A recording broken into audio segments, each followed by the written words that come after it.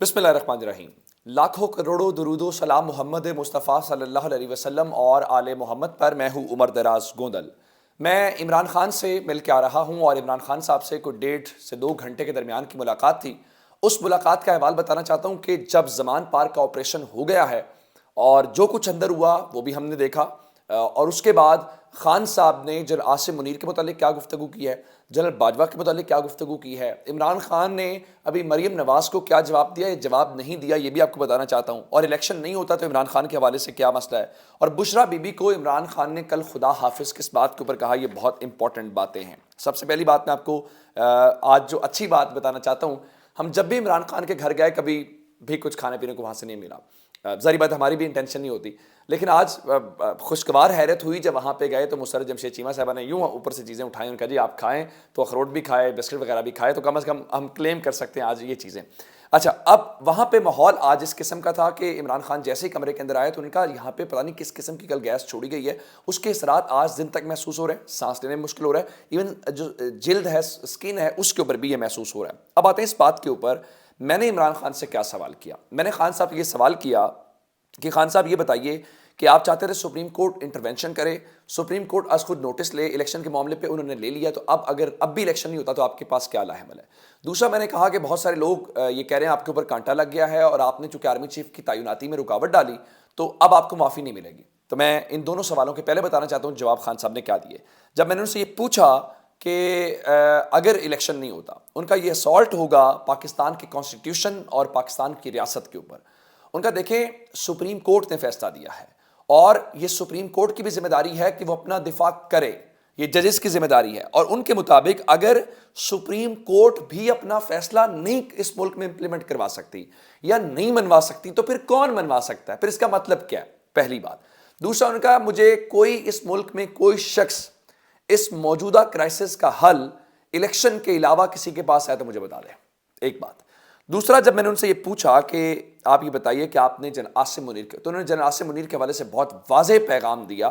انہوں نے کہا ایک بات یہ ہے کہ جنرل باجوہ نے مجھے آ کے کہا تھا، یہ جنرل باجوہ نے مجھے کنونس کرنے کی کوشش کی کہ جنرل عاصم منیر آپ کے خلاف ہیں۔ پہلی بات، ان کا میں کسی کے ذاتی طور پہ نہ خلاف ہوں نہ کسی کے حق میں ہوں، میرا اتنا سا پوائنٹ تھا کہ میرٹ پہ تعیناتی ہونی چاہیے۔ اب ان سے یہ پوچھا کہ لوگ تو کہہ رہے ہیں آپ نے رکاوٹ ڈالی تو آپ کو معافی نہیں اتنی آسانی سے ملے گی۔ ان کا میں نے کسی قسم کی کوئی رکاوٹ نہیں ڈالی، اگر میں نے رکاوٹ ڈالنی ہوتی، حالانکہ جنرل باجوہ نے مجھے قائل کرنے کی کوشش کی کہ جنرل عاصم آپ کے خلاف ہیں، ان کے مطابق انہوں نے کہا کہ اگر میں نے رکاوٹ ڈالنی ہوتی تو میں کانسٹیٹیوشن کے تحت صدر پاکستان کو یہ کہتا کہ آپ یہ پھڈا ڈال دیں کہ 27 تاریخ کو جنرل عاصم منیر ریٹائر ہو چکے ہیں، اس لیے ان کو آرمی چیف نہیں لگایا جا سکتا۔ تو انہوں نے کہا میں نے ایسا کچھ نہیں کیا، ہم نے کانسٹیٹیوشن کا خیال کیا، ہم نے وزیر اعظم کے استحقاق کا خیال کیا کہ یہ وزیر اعظم کا استحقاق ہے، اس لیے ہم نے یہ مانا کہ اب اس حوالے سے۔ پھر ان کا اگلا سوال ہوا کہ آپ لوگ تو کہہ رہے ہیں جنرل فیض کو لگانا چاہتے تھے، اب بھی لوگ کہہ رہے ہیں کہ جنرل فیض حمید کو آپ ڈی جی آئی سے آ کے لگا دیں گے۔ ان کا دیکھیں یہ جنرل باجوہ نے فوج کے اندر خود کیمپین چلوائی کہ عمران خان جو ہے وہ جنرل فیض حمید کو آرمی چیف بنوانا چاہتا ہے یا بنانا چاہتا ہے۔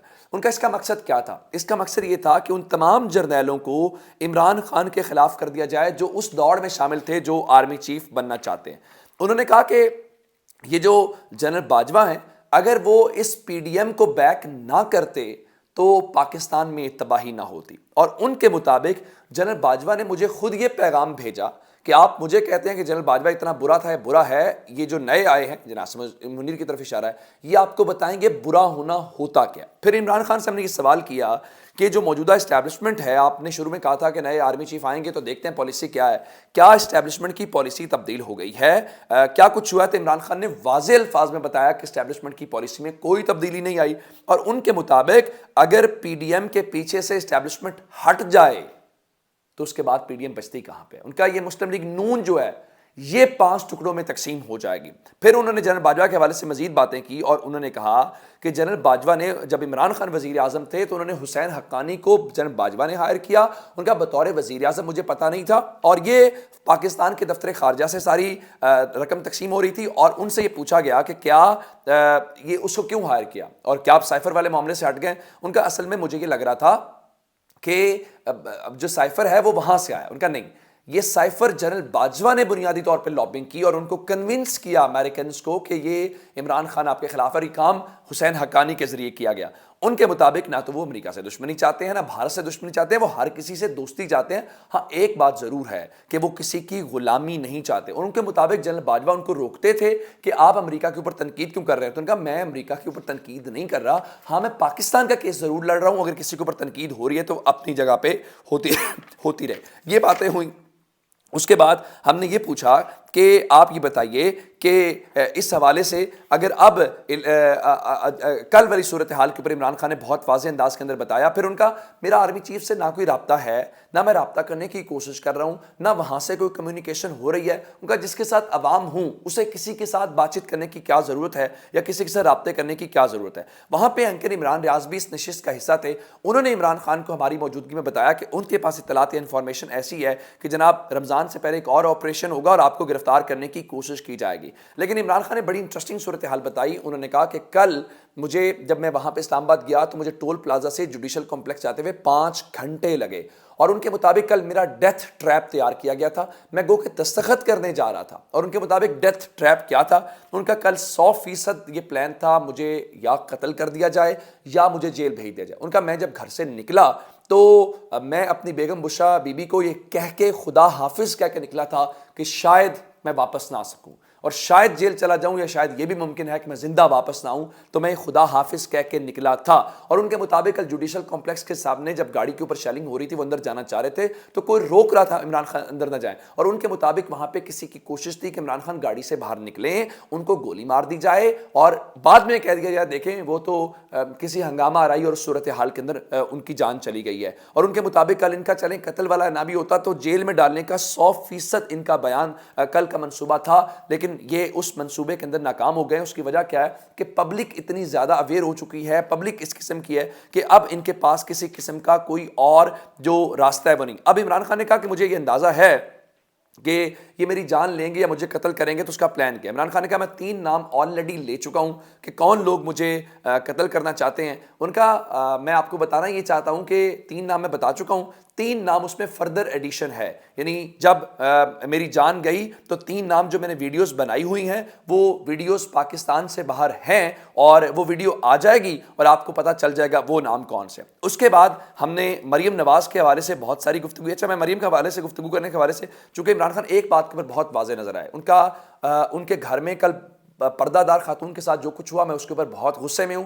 انہوں نے سوال اٹھایا, کل کوئی بھی آفیسر کسی بھی محکمے سے ہو, میں اس سے سوال کرنا چاہتا ہوں, آپ اپنے گھر میں نہ ہوں اور آپ کے گھر کے اوپر اس قسم کا ریڈ ہو تو آپ کیسا محسوس کریں گے؟ آپ بھی بہن بیٹی والے ہیں. اب میں اس حوالے سے کچھ اور باتیں آپ کو بتانا چاہتا ہوں. مریم نواز کے حوالے سے ہم نے یہ پوچھا کہ خبریں یہ چلائی جا رہی ہیں کہ آپ کے اوپر پابندی. ان کا ایک تو مریم نواز جو ہیں وہ جھوٹوں کی ملکہ ہیں. ایک لیول کے اوپر انہوں نے جاہل کا لفظ بھی استعمال کیا. ان کو اندازہ بھی نہیں ہے حق کیا ہوتا ہے یا سچ کیا ہوتا ہے. ایک معاملے کے اوپر ان کا یہ الیکشن کی باتیں کرتے ہیں, انہیں تو فری اینڈ فیئر کے سپیلنگز بھی نہیں آتے. اچھا ایک بات میں اور آپ کو بتانا چاہتا ہوں, ان کا اگر مریم نواز کی تقریر میں سے عمران خان کا نام نکل جائے تو اس کے پیچھے رہ کے جاتا ہے. پھر ان کا مریم نواز نے آ کے نون لیگ کا بیڑا غرق کر دیا ہے. پھر انہوں نے کہا کہ مریم نواز نے ایک نئی چیز فکشنل ہسٹری جو ہے وہ دریافت کی ہے, یہ ہمیں ایک پہلی بار بات پتہ چلی ہے. انہوں نے ایک اور بات ضرور کی, ان کا میں اللہ کا شکر ادا کرتا ہوں کہ میں مریم کے بیانات سننے سے آزاد ہوں, یعنی میں مریم کے بیانات کو نہ تو سنجیدہ لیتا ہوں اور نہ میں ان کو سنتا ہوں. ایک اور بات جو پشتونوں کے حوالے سے مریم نواز بھی اس کیمپین کا حصہ ہیں, باقی لوگ بھی ہیں, ان کا تحریک انصاف واحد وفاقی جماعت ہے. یہ وہی لوگ ہیں جو جاگ پنجابی جاگ کا نعرہ لگاتے تھے اور آج یہ پشتونوں کے بارے میں نفرت پیدا کر رہے ہیں. ان کے مطابق تحریک انصاف وہ واحد جماعت ہے پاکستان کی جو پاکستان کو جوڑ سکتی ہے. تو پھر انہوں نے آئی جی کے اوپر غصے کا بہت اظہار کیا. ان کا دیکھیں یہ بہت گھٹیا ہے, ایون بے غیرت کا ایک موقع کے اوپر لفظ استعمال کیا اور کہا کہ کوئی اس سے زیادہ کیسے گر سکتا ہے کہ وہ پردہ دار خواتین کے سامنے اس قسم کی حرکتیں کریں اور اس طرح سے پولیس جو ہے وہ گھسا دے. عمران خان نے باقی جب بہت ساری باتیں کی تو ہم نے ان سے یہ سوال کیا, کل آپ کے گھر کے اوپر حملہ ہوا, آپ کے کارکنان مارے جا رہے ہیں, بہت کچھ ہو رہا ہے, تو آپ اقتدار میں آئیں گے تو کیا کریں؟ ان کا دیکھیں میں اپنے ذات کے مسئلے معاف کر سکتا ہوں. میں اس ملک کا جنہوں نے پیسہ لوٹا ہے وہ میرا پیسہ نہیں ہے, میری ذات کا پیسہ نہیں ہے, اس ملک کے ٹیکس پیس کا پیسہ ہے, میں اس کے اوپر کیسے معاف کر دوں؟ پھر انہوں نے کہا کہ میں ذل شاہ کا قتل کیسے معاف کر سکتا ہوں, وہ ملنگ آدمی تھا جو اس کے ساتھ کیا گیا. اور میں آپ کو ایک اور بات بتاؤں, خان صاحب صحتیاب تھے. جو آخری ملاقات ہوئی تب چونکہ ان کی ٹانگ کے اوپر وہ فائر وغیرہ لگا ہوا تھا.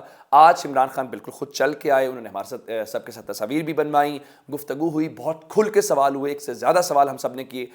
بہت ایک موقع کے اوپر انہوں نے کہا گیا کہ یہ ذرا آف دی ریکارڈنگ ہے, کوئی آف دی ریکارڈ نہیں, سب آن ایئر جائے گا. اب لوگوں تک جو انفارمیشن ہے پہنچنی چاہیے, اور ان کا یہ انفارمیشن کا دور ہے, اب لوگوں تک نہیں روک سکتے. میرے خیال سے عمران خان تیار ہیں, اعصاب ان کے مضبوط ہیں, بھرپور طریقے سے وہ مقابلہ کرنے کے موڈ میں نظر آ رہے ہیں. کم از کم آج کی نشست کا احوال میں تو آپ کو یہی بتا سکتا ہوں. اپنا بہت سارا خیال رکھیے گا. خدا حافظ.